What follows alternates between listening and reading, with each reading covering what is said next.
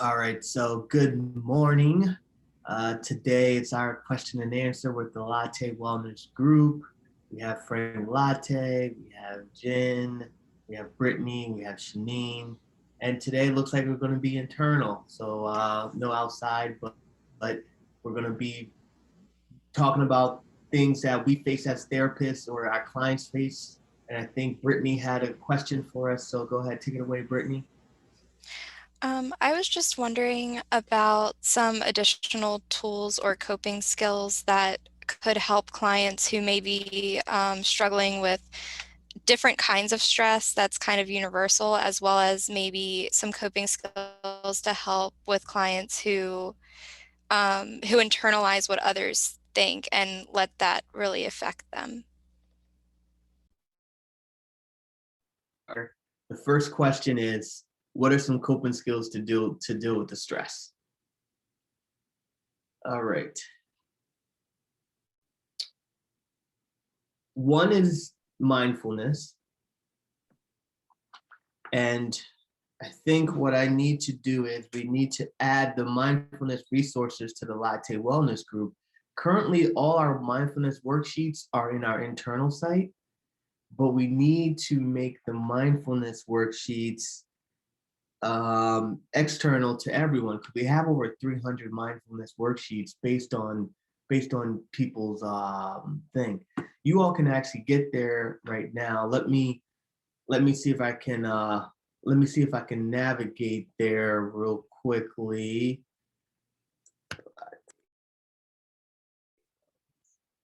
So that's the first thing they can start off with with mindfulness. And what are some other ones?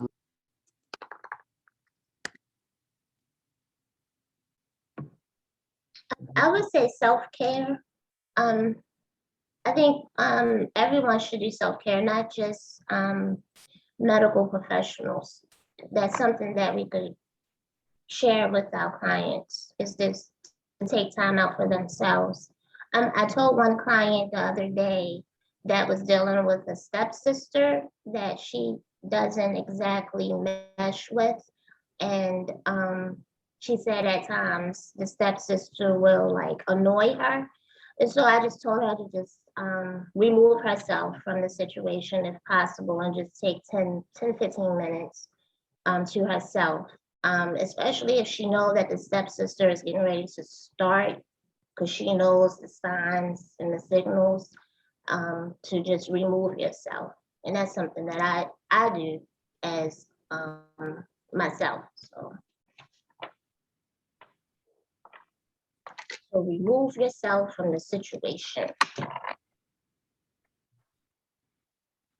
right, that's good. Removing yourself from the situation. Let's see here. Let me share my screen. Mindfulness.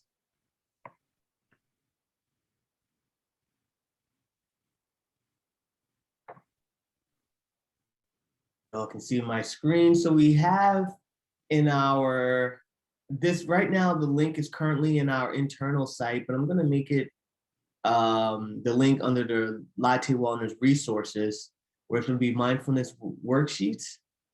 And these worksheets, there's over 300. So you have mindfulness, you have health, meditation worksheets, emotion worksheets, etc., etc. So when we go in here, we go in there, we'll go in, let's say, fresh and new. And you also have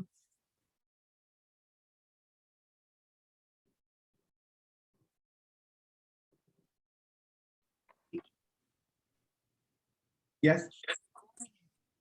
So you also, you have this, and it has the script, it has the activity, and again, it's over 300.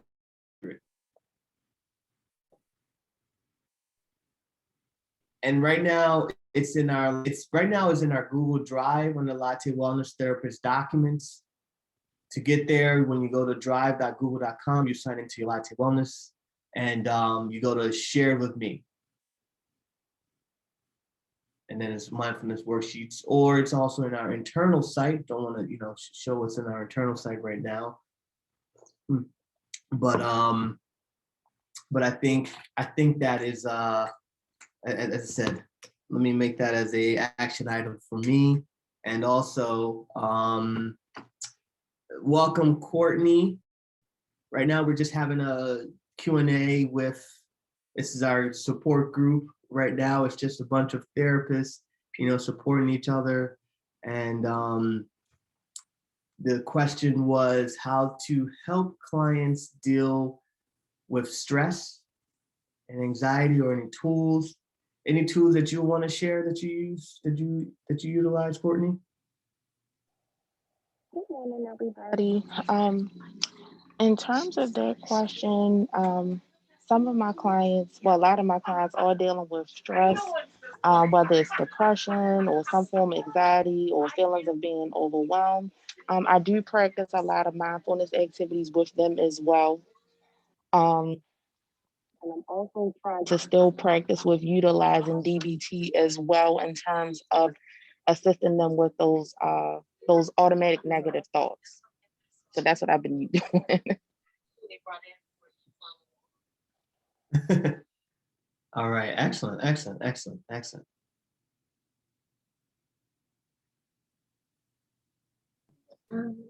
a question. I have a client that has anxiety. I feel like it's more like social anxiety. Well, she just started working at Starbucks. She's 19 years old, and when she had a panic attack on Monday. She said the line got long. She's working the cash register and making the drinks, so the line got long, and her coworker went on a break, so she was there by herself. So she automatically started shaking. So I was going to research and see what do a person do when they're in the public and you're working. Like, how would she control that? And you got you got customers in the line, and your anxiety is like physically noticeable with the shaking. How would she handle that? I told her to like make a fist, like clench her fist to her side, or count in her head, count down in her head, do some counting. But any other ideas of what she could do? Because I'm sure she's gonna come up against that again, being the only one at the register. I would suggest, besides, I guess, making her supervisor or manager, of course, aware of what she's experiencing physically. If she's there up front, at least while somebody is coming up, to assist her, I would definitely try and have her to focus on her breathing as much as possible. We scratched the breathing out. She said that's not working. Right. And in some of those cases when there's panic attacks and you're focusing on your breathing, sometimes it can have the opposite effect, unfortunately, is focusing on your breathing, then you start hyperventilating. So it really varies by the person. There are some people that the breathing does help. I liked your suggestions of kind of counting in your head and then trying to like hold the body. Other ways, if you're kind of in public, like little private ways would be like pressing pressure points to kind of keep yourself grounded. And there's kind of a really nice one that's like you put your forefingers here and then you put your other hand on your stomach. And that's either pushing a pressure point or even giving yourself like a little hug behind the counter to kind of pull your body back. Other ways would be chewing gum, engaging the other senses, whether through like a drink, if she has her favorite drink there that she can get, or also kind of there's an exercise as far as going back to the mindfulness and bringing yourself back to the present that has been found to be helpful with panic disorder, would be to kind of focus on her surroundings. So what are 5 things you can see? What are 4 things I think it's what are 4 things you can hear, 3 things you can touch, two things you can smell and one thing you can taste. So re-engaging the senses that way.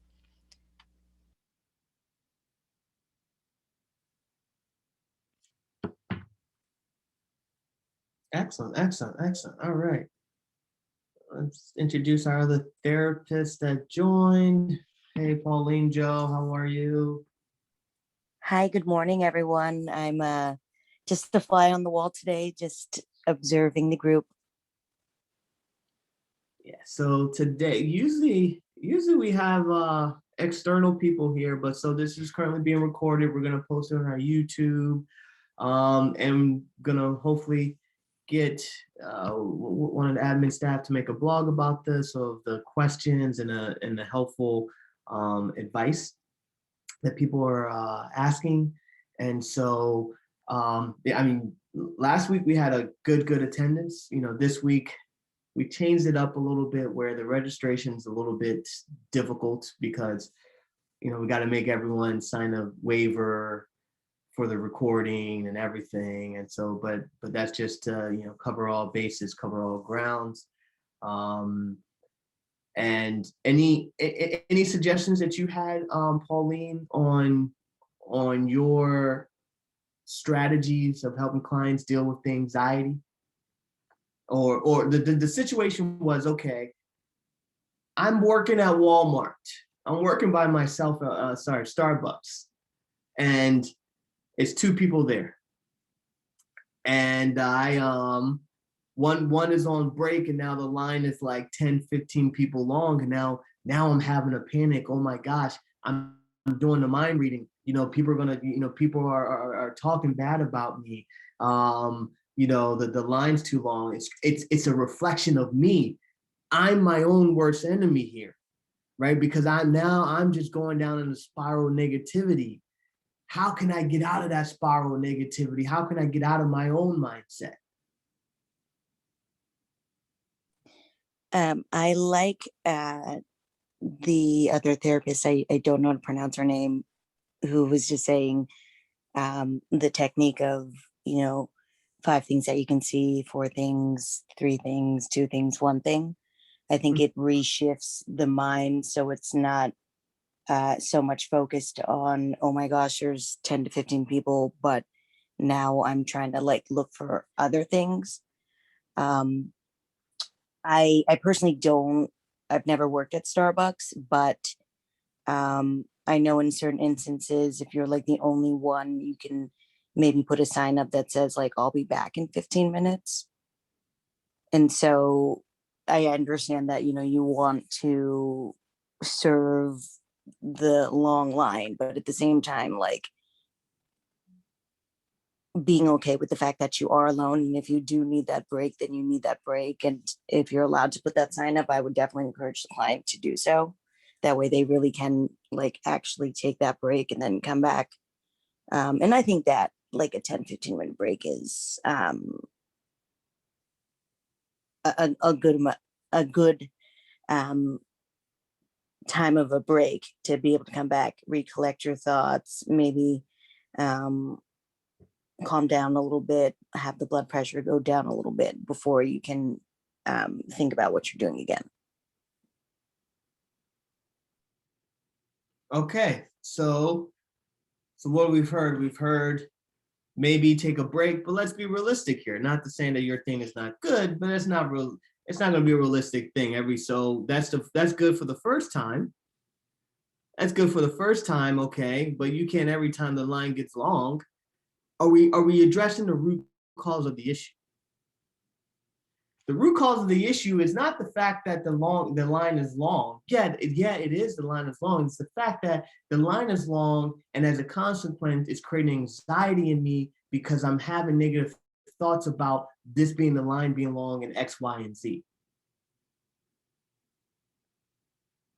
And so I'm not saying that your strategy is not good, but we gotta give them something more, because they can't do that every time. Every time the line's long, okay, I'm gonna put a sign up, hey, come back 15. Was I being too harsh there?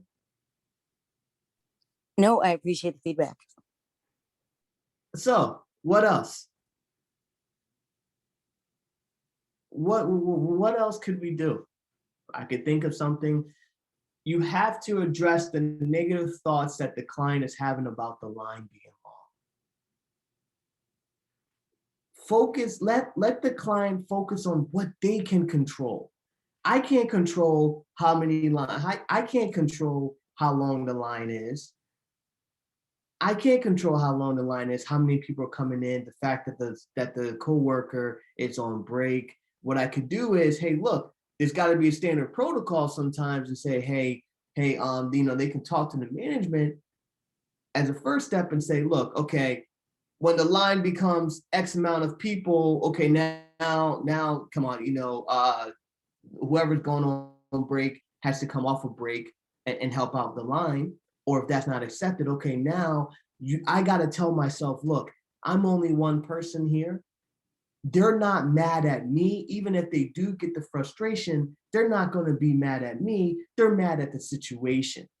Let me depersonalize it from, let me depersonalize the situation and say, okay, what is it that I'm going to do? The one thing I can control is I'm going to provide everyone that comes into that line the best possible service. I'm going to be the best barista. It's going to be the best coffee. And my job is to let them know, hey, sorry the line is long, but we're gonna get to you all as quick as we can. X, Y, and Z. Thoughts on that? So you're saying to have her to just revert her thinking, think positive, think positive. She's got to address those negative thoughts in her mind. Right? Okay, and tell her to just focus on one thing at a time, one customer at a time. Don't try to not blink out, but what's the word I'm looking for? So even though it's 5 people in the line, just put your focus on that one person. Don't worry about the other 4 people behind that person. Exactly. Yeah, she needs to change her way of thinking and refocus. Okay. Let's put herself, and then I gotta go. So then when I go, I'll let you all run it. Hey Jerry, welcome.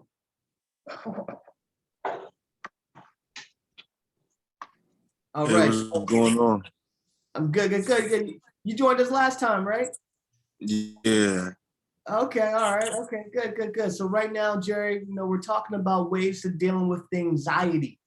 We're talking about ways to deal with anxiety. The situation here is I'm working at Starbucks. There's 2 of us, one of our coworkers, they left for a break and now the line is long. And because I have anxiety, it's making me very anxious. One solution was to say, hey, we gotta address those negative thoughts. Focus on what you can focus on. Focus on the things that you can manage and focus on the things that you can control. All right. And so now I actually have to get going, but the therapists are here. Brittany, you're gonna be here. Shanine, you're gonna be here, right? Pauline, are you gonna be here for a little bit? Yes. All right. Jerry, you're gonna be in good hands. Give us an update, give us an update on how everything worked last week. For those that don't know, Jared or Jerry, I guess last week we called you Jared. He had an incident at the hospital, so provide us an update on how that went. And then again, I'm it's going to be in the background, but I have to jump to another thing, an urgent matter. Yeah. I mean, I ended up going to having a psychiatric evaluation, and I got diagnosed with anxiety. I stayed that day I was talking to you guys last Wednesday. When I was in the hospital, I ended up getting sent over to Rockville. So I think I got discharged yesterday, and they put me on Zethapam or something like that for my anxiety. So I mean, everything went well. I got some good coping mechanisms that I was able to take from the place. Um, my attitude has progressed a lot within them 4 days, and as far as how I deal with situations or how I talk to people, I'm not quick to just fire off. You know what I mean? Even though I'm being talked to a certain type of way, or I may be feeling I'm being treated a certain type of way, but it might not necessarily be that. I learned just to step back and just take a moment and just breathe and just really just communicate and talk without allow myself to get overly aggressive or just lash out. There's a lot of coloring in there, a lot of coloring and a lot of talking. So it was nice. It was a good experience. You know what I mean? For it to be my first time having a psychiatric evaluation or being in I guess one of those a hospital, a psych hospital, and getting that help.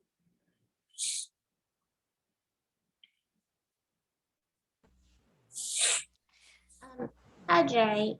I wasn't here last week. Could you share with me what happened? What made you go into the facility? I was having real bad problems. I was hearing, you know what I mean, voices telling me to do things that, you know what I mean, just had conjured up over the years. And I was just in the limbo of hurting people that hurt me and or hurt myself. And I couldn't just, it wouldn't go away. It felt like it was just getting worse, worse and worse day by day. And it was a matter of time before I did this. And that's what was making it hard. So I was getting frustrated. And then also I got children. So it's like I gotta be mindful. So me having and gaining that mindfulness or that consciousness that I do have children. Like when I just lash out. So it was like leaving me frustrated because I felt stuck and didn't know how to resolve the situation.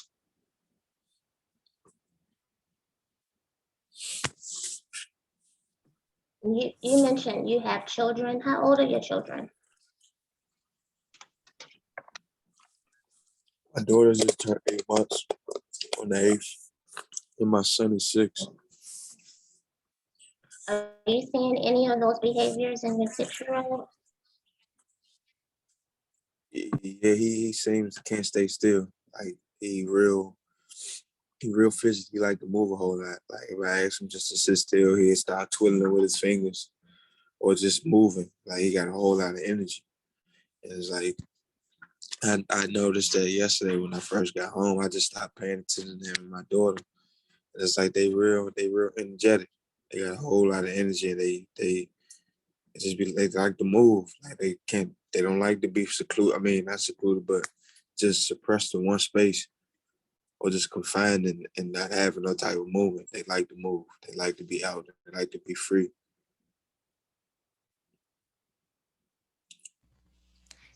I like I like that that visualization that you just painted of like kind of the being free and the ability to move. Is that a value you have for yourself? Yeah. And um I also like when you came in how you're sharing kind of all the things you learned and the benefits for you and the coloring as well. That definitely sounds like it was a great way to relieve what was going on for you. Do you have any of your artwork with you? I do actually do. Let me bring some home. See if I can flip this camera. Oh wow, you're really good at Color that. that. Ooh, that's beautiful. I love all the colors. Color Very that. cool. Color that. Wow, I like the colors on that one too. That, Aw. that. Oh, I like that one. There's that freedom you're talking about. Yeah, I counted down. Hmm. I think, yeah, and that was it. I got a few more that. Oh, sorry. I got a few that I gave to my son. I actually show y'all real quick. Not hanging them up out here on the wall.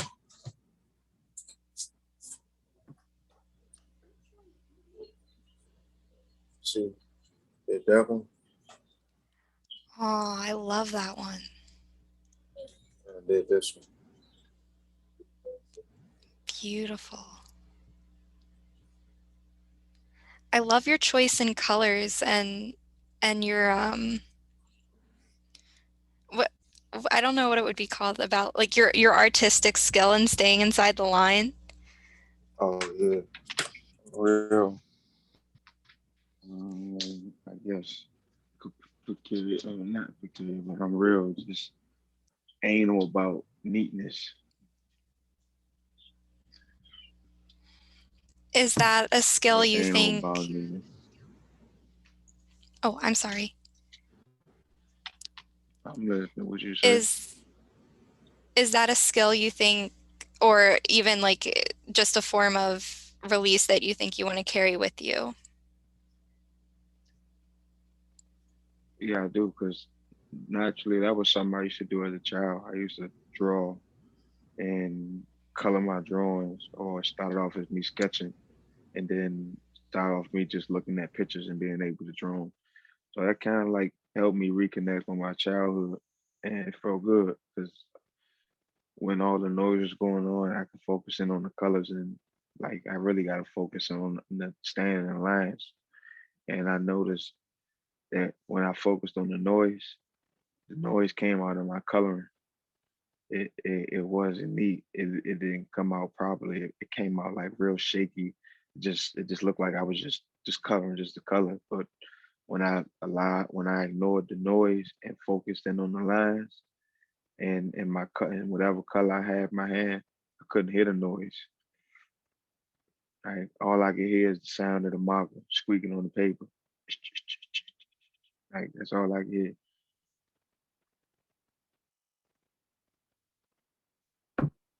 You think this would be something you can share with your son? Yeah, Maybe that'll keep him sitting for a little bit. yeah. Print out some pictures, help him color. Hmm. Is he not already drawing and coloring like you, or? Yeah, he's already drawing and coloring. He likes to he likes to be active, so he asks me to go take walks. I got to start doing this stuff with him though, because sometimes I let my anxiety get in the way, and I'll be like later, and I end up not doing it. But I really got to do it because this might be a way he telling me that this is where I'm down. I want to go take a walk. I want to go ride my scooter. I want just small things. I don't know. That might be what he's asking me. It just don't know. You know, he don't know what it is.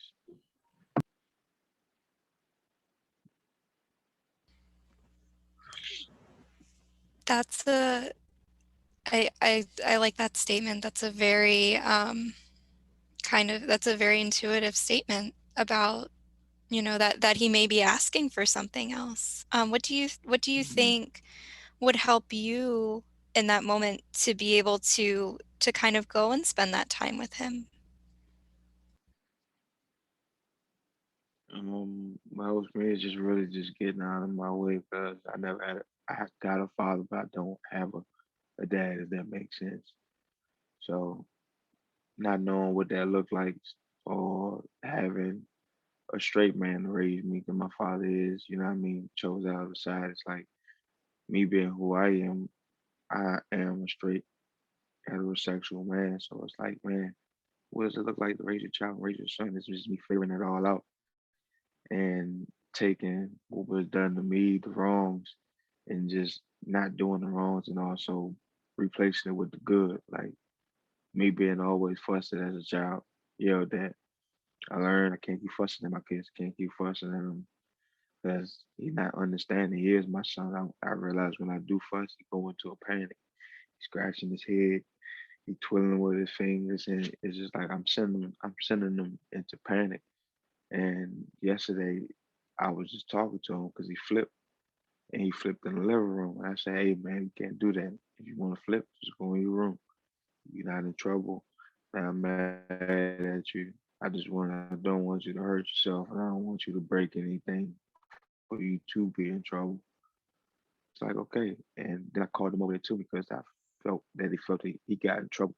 And he was just real, almost hyperventilating, like, and I just rubbed him on his chest, like, calm down, man, calm down. Rubbed him on his side, it's okay, calm down. And it kind of tear jerked because, like, man, I'm really looking at myself. But I never got that when I was a child. Like, calm down, it's okay, it's all right. You don't gotta panic like that. This shit about to make me cry, man. So Jerry, I don't know. I think, oh, yeah. go ahead. Honey. I don't know. I just feel like I'm doing I'm doing with my son what I always needed as a child. And sometimes it get hard,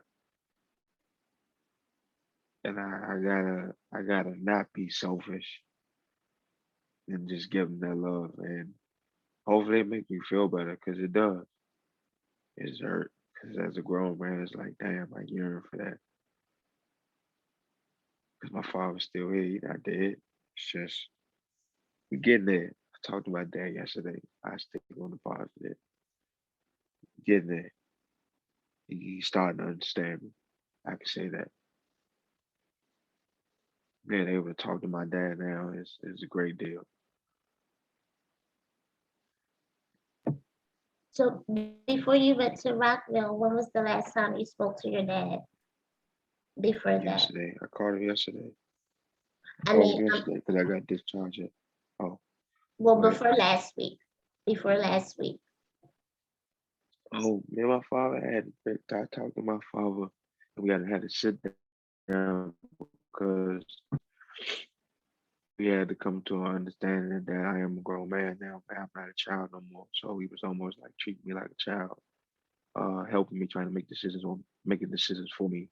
And when I went against it or did what I wanted to do as a man, it's almost like I was being rebellious or not listening. He would get mad and it's just like, no, dad, like it's not me not listening, it's just you respecting me as a man now, not a child no more. Like you my dad, but you my father, but I don't want to say that, but yeah, I'm not your son no more.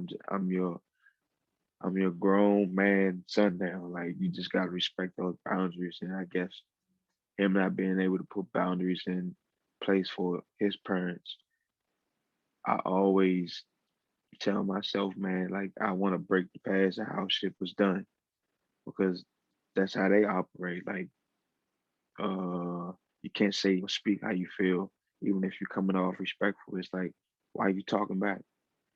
Why do you have an opinion? And it's like, nah, I can't do that. I can't do the one I'm talking while I'm having an opinion because I end up lashing out at my peers that think they can talk to me or talk down at me or have that same standpoint. And it's like, oh, you my age. And now I'm in your face and now I'm trying to hurt you because it's like, I can't do nothing to my parents. And I've even, dang, man, I even can't, it got bad. I'm just glad I got that help. It almost hurt my father too, being so mad and enraged with him because of how my life and my childhood went up. When we killed my dad. And the only thing that stopped me was him coming out of his mouth and apologizing to me. Like, and that made me walk out the door. Good morning, man. Hey, man. Wash your face and wash your eye, please. You did.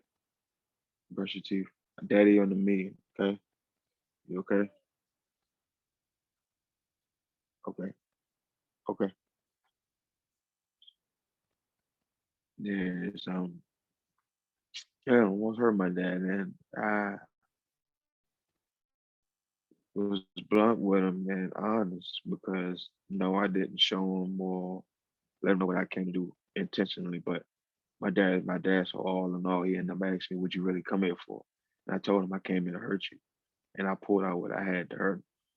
And he had already apologized before he asked that question, so it kind of like neutralized me a little bit. Like, damn, he apologized. I told him everything. Like, where were you? I always needed you. When I had to go to court, when I was in trouble as a child, in and out of jail before. All this stuff happened before I turned 14. Stop. I got turned 14 because I was removed from DC and I was banned. But it's like I had to express to my dad, like, I needed you, man. Like, where the hell were you? You didn't show up for me. Like, I'm angry at you. I'm furious. I'm ferocious. Like, where were you? And it's like me as a grown man, you still not here. You still kind of like treating things as if I live with my mom and she's keeping you from me, or have a that situation when it's like, nah, this is your son now. Like, you're grown again, grown man son talking to you, trying to build a relationship and not worry about all the nonsense. I really don't care who you choose to be in this lifetime, but you gonna be my dad, like, cause I'm gonna feel when you leave. As much as I wanting and telling myself, man, fuck it, man. Marked it on a piece of paper. This is the day you died to me, and you were still alive. Like, I was writing in frustration. I was angry, and it's like, all in all, nobody wants their parents to die. I got a tattoo of a dragonfly because that's his favorite animal on my arm. So it just shows how much I love you, Dad. Like, even though it's hard for me to understand what it is you do, you know what I mean, in your spare time, I still love you.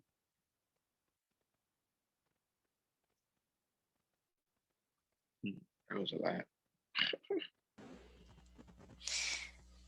But it sounds like, at least to me, and going back to what you said last week, even about kind of breaking those cycles, that you're making these efforts to, as you even mentioned, to treat your child the way that you would have wanted to have been treated as a child, and Right. kind of mending these relationships and making those steps. So thank you for sharing all that with us. You, no problem. Sorry, someone called me.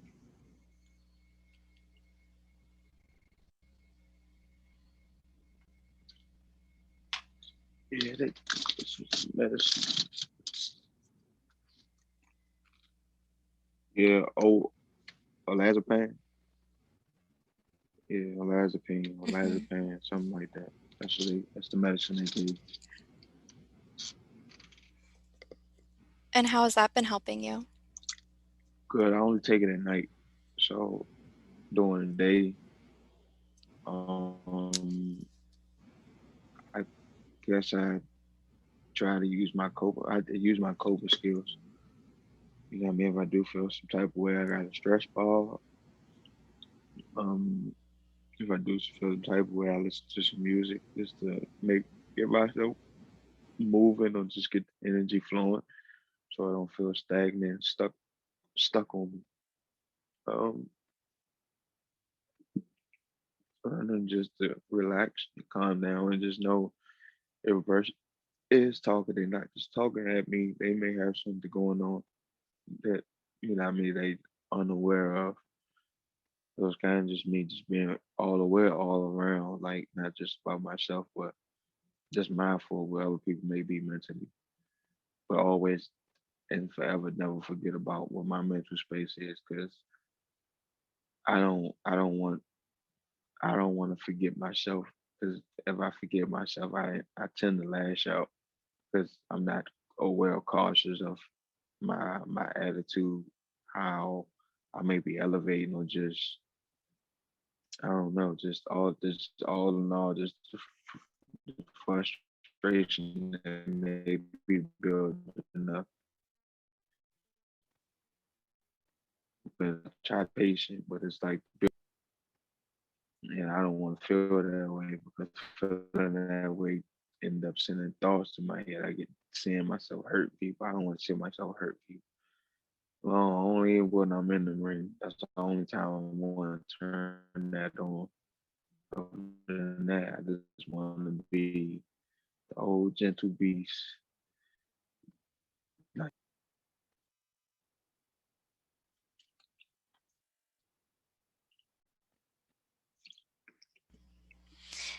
Thank you for sharing those coping skills. You mentioned quite a few different ones that were helpful for you. yeah. There some physical, some mental, like the mindfulness that you're going through. And I learned all that in the psychiatric.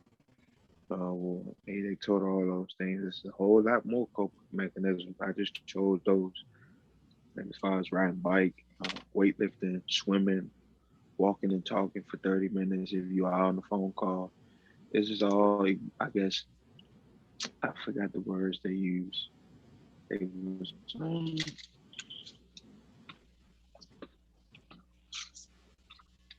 yeah, like make a gratitude adjustment, the mental health benefits of exercise.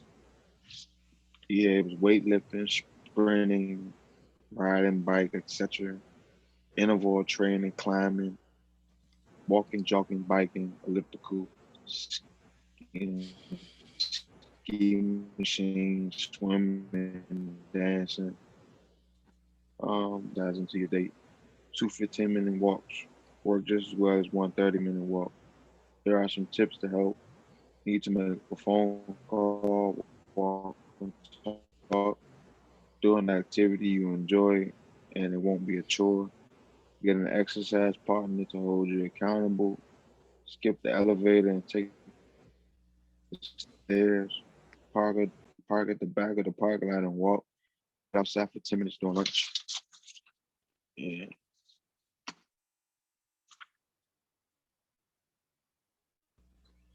And then it was asking me what prompt release stress and tension.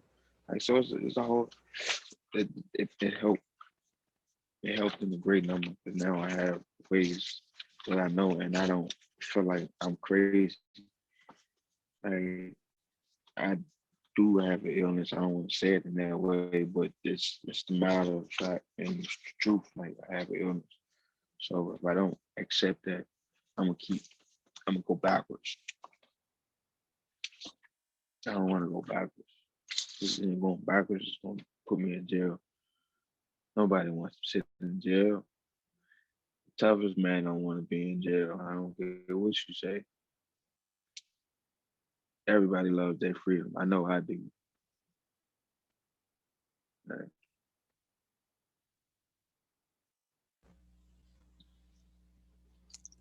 Thank you, Jerry. And welcome, Misha. We're Jerry's been kind of updating us and sharing different ways of kind of healing relationships as well as the different coping mechanisms that were and skills and forms of release that have been helpful for him. So would you like to chime in with an update or some coping skills that have been helpful for you lately? Yes, I'm sorry that I'm late to the group. I apologize, but I definitely always want to make it. I just have a quick update, which I wanted to chime in really late because I thought it was important that I had a relapse last night and I went out drinking with my friends and just engaged in unsavory behaviors, and my bipolar took over and my depression took over, and I was having suicidal thoughts. um I don't know whether it was because of the alcohol or because I've been out of the program for 2 months now, and just I feel like a fraud. I've been putting on this facade of being okay, but I guess I'm not okay because at the first opportunity to go out and the bottles are flowing and, you know, everyone's like paying for everything. I like made the choice consciously to like participate in behaviors that I knew like weren't going to be good for my mental health. And it like led me to a place like I ended up hopping out of like an Uber when my friends were trying to get me home safely. Not all of them know like that I have bipolar and depression and, you know, that I struggle with my drinking. And I like got in my car and I almost got into an accident and I like called my husband and he had to like come out of the house with my son to come pick me up. And I wouldn't answer the call and he had to call my sister because I just like ran away. I literally just ran away. And I just feel so ashamed. Because like Jerry, like I have the tools and I know what I'm supposed to be doing from the program and I chose not to do it. And I just let my mental health like get the best of me last night. And it's like I'm supposed to be going, I've been doing really good going on job interviews and I'm supposed to be going to an interview after this. And I just don't know if I want to go or if I can make it. Because I just feel so ashamed of what I did last night. Like just getting really fucked up, excuse my language, and like having my sister have to drive out of Maryland like 10 o'clock at night, try to like track me down. I just got back from picking my car up. That's why I was trying to like join. I left my car like in the middle of like wherever you're not supposed to leave it, rush hour, like parked whatever in the city in DC, like a rush hour lane or something like that. Because I could have hurt someone, I could have hurt myself. And I was just like, I don't want to just keep living with this cycle of like up and down. Like, I just didn't want to.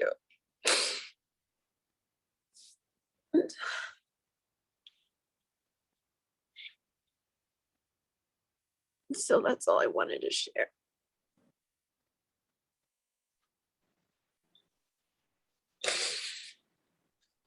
Lamisha, I'm so happy that you're here with us this morning. So that's a good thing that you decided to do. Thank you. Yeah, you're here with us today. That's all that matters. So from here on out, you just have to move forward and make better decisions, okay? The good thing is that you are here right now. Okay? Yeah. I have a similar experience yesterday when I first came home, and I kind of stopped myself and realized what was going on before it got too much or out of control. I don't have a drinking problem. I don't like to drink. It's an occasional thing for me. My thing was smoking. Notice I said it was smoking. Like I smoked yesterday for the first time after being, you know what I mean, in the hospital. And I got so, my anxiety got so bad that I just had to grab hold of it because I almost lost it. Like I was just me and my kids in here. So I had better control when I had my kids because I know I can't just go out here and just get the wild and just leave them unattended and unparented. Like, no, I can't do that. So I have to grab and get wraps up quick. And I noticed that I couldn't stay still, but I forced myself to stay still. I stayed on the couch. I was uncomfortable. The couch got uncomfortable, like in ways that it just made me want to get up, stand up, keep walking, and keep pacing. And I just was talking to myself like, you idiot, like, what are you doing? Like, you said you was gonna stop smoking, but me just wanting to smoke that one last time, thinking I'm just gonna get this little high and just be cool and be cool. I can deal with it. No, I could not deal with it, but I did handle it in a great deal.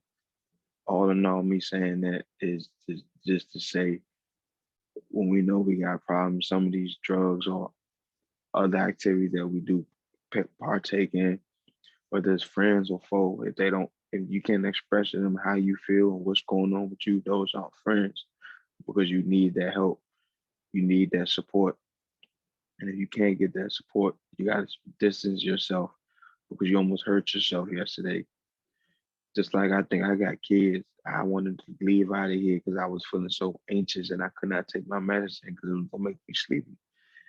So I had to sit down, buckle up, and take the ride. I know I don't need to be smoking right now because that makes me over anxious, overexcited, and it just makes my adrenaline stop pumping because I'm just not extra nervous, but it's just making me nervous now. It's like, what in the world? I can't control it. Like it's now the substance in my body that's altering me that now I can't control how I feel. We can't mess with altering drugs due to our situation or problems. Like we really just gotta find other things to do. Like granted, let the world drink, smoke, pop pills, smoke coke, like do it. Let them have fun. We can't. Not saying that we can't have fun. We just gotta find different ways to have fun. Even if you want to go to the club, learn how to have fun without thinking you need to take a drink just because everybody else is taking the drink. Because I realize too, people that keep altering themselves, they're not okay with who they are as people or as a person. If you need to alter yourself, like you should be able to just have fun and it be genuine fun. Not, damn, what happened last night? That was a sick ass night. Like forgetful nights.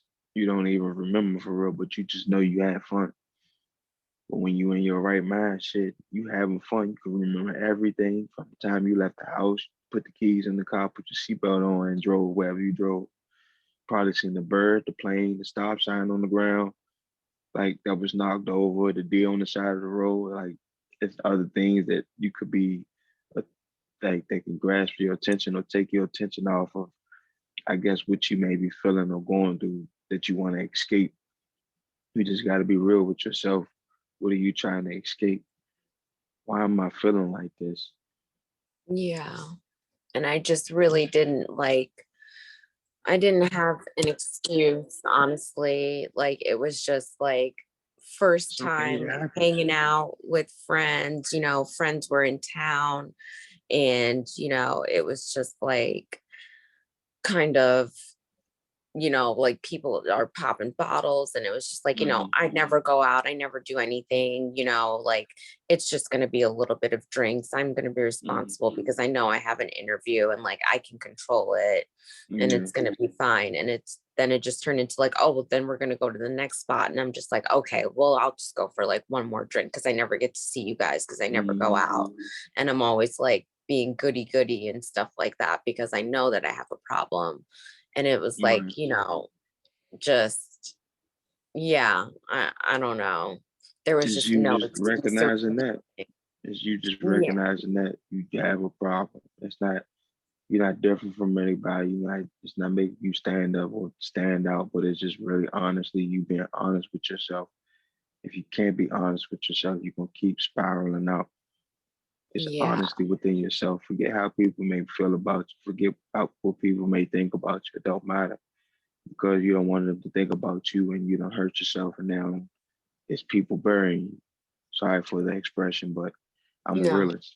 You know what I mean? yeah, I Then appreciate that. because then if it's that, it's like, God damn, like um I shit, we ain't gonna see me shit again tomorrow, next Wednesday. Like you just gotta it really just gotta be cautious in the way of how you feel and let yourself know. Don't care to let people that shame you or make you feel less than just because you have an issue. Don't care for those people. Those people aren't friends. Those people don't care about your well being. Because if you Yeah, really have a problem and you're expressing it and it's being blown off like you're playing around or you joking or you just having something to say, like you gonna spiral out because like you're not gonna get that support you're looking for. Because sometimes you be having signals, you're a woman. Like so more than likely you probably give out signals when you need help, when you need something, when you are having issues or problems. Like me, I get quiet. That's my signal. I stop talking. Like because I realize that if I keep talking, it's just gonna keep building up. If it's a if it's a situation where as though it's elevating or escalating, I gotta take myself out. yeah, Because if I stay in it, I'm gonna be the one hurting somebody. Because you know how I go, you people yelling, differences, misunderstand, man. This person get to yelling. I can't take you yelling at me. It's not that I'm a punk or I'm a bitch or anything like that. I just honestly can't take people yelling at me. Even if you're not yelling at me, if you yelling around me, like it's gonna grab my attention. I'm like, yo, like, relax. It's not that serious. Like, but then I gotta step outside of it and just remove myself because that's not my place. I realized I put myself in predicaments trying to calm other people down because they stirring me up the wrong way. But it's me that just need to remove myself. Because if I say something and you say something back in the way that I don't like, I'm gonna respond to it. And it's like, nigga, who the fuck you talking to? Like, I'm just trying to get you to relax and calm down. And now you coming at me some type of way. But then I put myself in that predicament. I put myself in that position. I don't know that person. I could have just walked off. I don't have to help everybody. I gotta help me. Yeah. And helping me is just walking off, chuckle, and just shake my head because I gotta shake it. I wanted to say something to that idiot. Whatever. Just let it be. Mhm. So Misha, Yeah. Misha, you mentioned that a lot of your friends don't know about your illness. Yeah, only one of them there knew that I was, previously or like fresh out of like the PHP IOP program back in what it really like July, so like a couple months ago. But the other guys, they didn't know because I just told people, like when I was in the program that I was away at school, just going to school for mental health classes. But my girlfriend is the only one that knew like what was actually going on. And she was like clocking me and I was like resisting. And she was like the only one that was like checking on me last night and everything when I got in the Uber and checking on me. She's been blowing me up right now this whole time. But she was just like, you know, I just can't control you. You're going to do what you're going to do because you're a grown ass woman. But I know like when to tell you, like to call you out. And you were just like, no, I'm fine. Like you just kept resisting and resisting. But the other people had no clue, which is like, they were just like, all right, another bottle, another bar. And I just kept going along with the crowd because I'm like, oh, it's the summer. I'm finally getting out. I'm finally like feeling myself a little bit. I'm feeling better. I've been doing really good, and not drinking, not partying, not doing anything. So like what's the harm? And like, doing one night, my friend came in from out of town. I never see him. So I was just like making all kinds of excuses to be out on a Tuesday night, knowing that I have like these responsibilities of my son and my mental health to take care of and my husband and stuff like that. And it's just like I don't mind talking about it and I don't mind being honest about it. I just, they're not like that. We're not that close that these people needed to know, what's going on, like, I guess they have some kind of clue, but don't really understand. So it was just, I'm sorry though, but I also have to like hop off because I am gonna like pull myself together and go to this job interview. That was going to be my Because next thing. I was going to say, what time is your interview? it's in 2 hours. Okay, So okay. it's at 11:30, but just talking to you guys and getting it out and expressing what I did and having a safe place to talk about it just really has like boosted my mood because when I first got on, you guys know I didn't think I was gonna go. And now just like listening to Jerry and like, him just like, his story and just talking to me and like these pointers and just getting it off my chest and being honest about what I did and being honest about what's going on has made me feel a lot better that I can actually pull myself together and push through this and go hop in the shower and like Yes. do what I need to do because this is very important. And the old me would have blown it off in a heartbeat from a night like this. Okay. And I don't want to backtrack like I did. I had to slip up and I don't want to like have it take control over me. Right. All you can do now is just move forward. Don't even worry about yesterday or last night.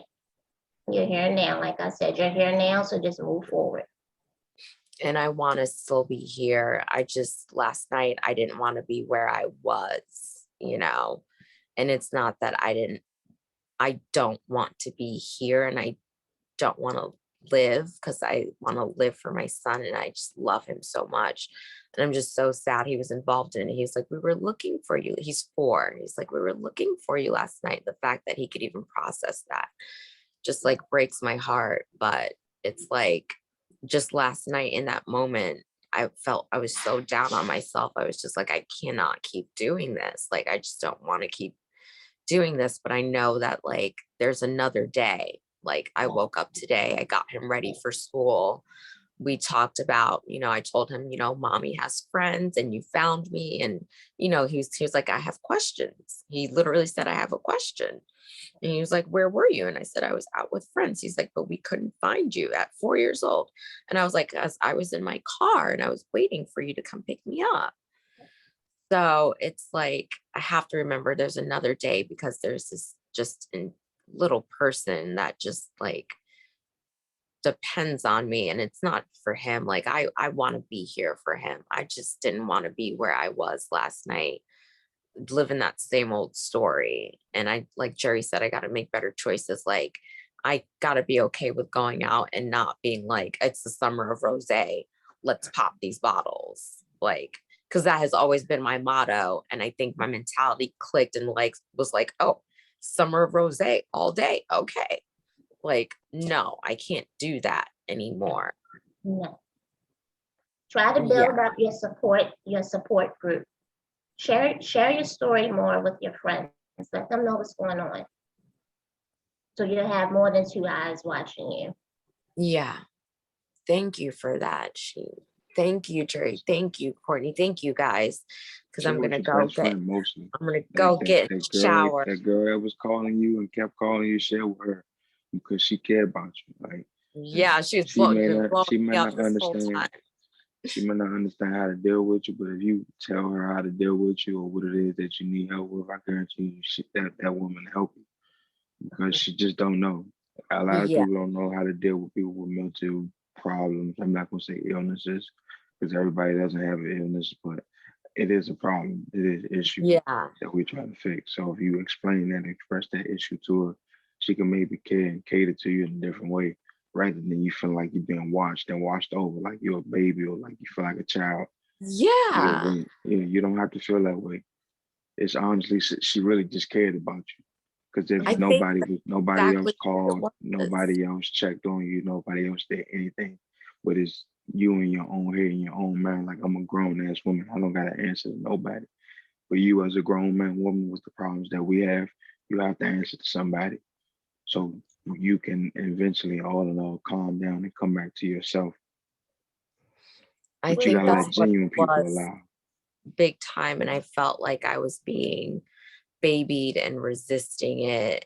And now that you're putting it in those terms, that because I don't like to say that I suffer with bipolar and like PTSD and stuff and like ADHD and depression, but I live with it, that like I need to have that bit of supervision or watching out for. But I guess that's still a part of me that's working on that resistance, because of like the way I grew up. I always feel like, someone's always coming down on me and always like peeping me. And I just want to be left alone. Be true to yourself. Don't worry about other people putting your truth under a microscope or anything like that. I hope that was a great analogy for you to understand what I'm saying. Yeah. Like, don't worry about it. Everybody, you always gonna be under some type of scope if you hanging around people.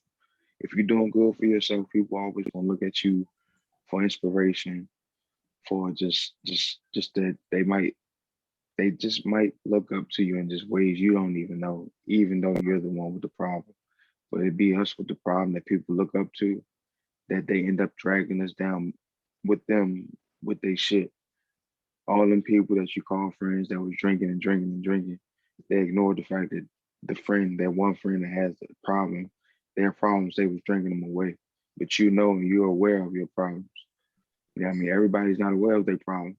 Yeah. So if you get caught up in the fun, you miss the fact that these people have problems. Because why y'all drinking this much? Honestly, like if you step back and step out of it and ask yourself, damn, this bar to that bar to this bar, damn, we just popped about 4 bottles here. Why are we going here? Like we grown. Let's be adults here, man. That was enough. That was enough. Like if we going to another club, okay, cool. But people don't know when enough is enough. Well, Yeah. thank you Yeah. for sharing, Jerry. You Yeah. should become a Thank you. therapist, Jerry. You did a very Say good that. job. You did an awesome job, Jerry. Yes, you did from last week. That it's incredible. It's I'm incredible. trying, man. I'm only Man. 28. I don't know. I just understand a lot. You're incredible. Like I was here last week and just like your story. I mean, and then look at you coming at me right now, giving me all the all the hopes and dreams. Yeah, because all Like in all, man, flipping I'm the listening to script big myself as I time. talk to you. All in all, I'm listening to So, myself talk to you. This is the stuff I tell myself. These are the things that really just are helping me on the second day discharge. It's only my second day out here and being back in civilization. So it's like, yeah, I'm really holding on to these things that I learned because I have to, or I'm gonna be taken away from my kids. I don't want to be taken away from my children. I don't want my kids taken away from me because daddy can't handle the shit. Like, it's not a good look. yeah. And you Well, don't want that either. I don't, but I definitely don't, but I do have to hop off and I Yeah. will see you guys next week and I will hopefully have a better update for you. Good And luck hopefully on your everything goes interview, well. Misha. Thank Good you luck Good luck on on your your guys. interview. Okay. Thank you. See y'all next week. Okay. All right. Bye, Courtney.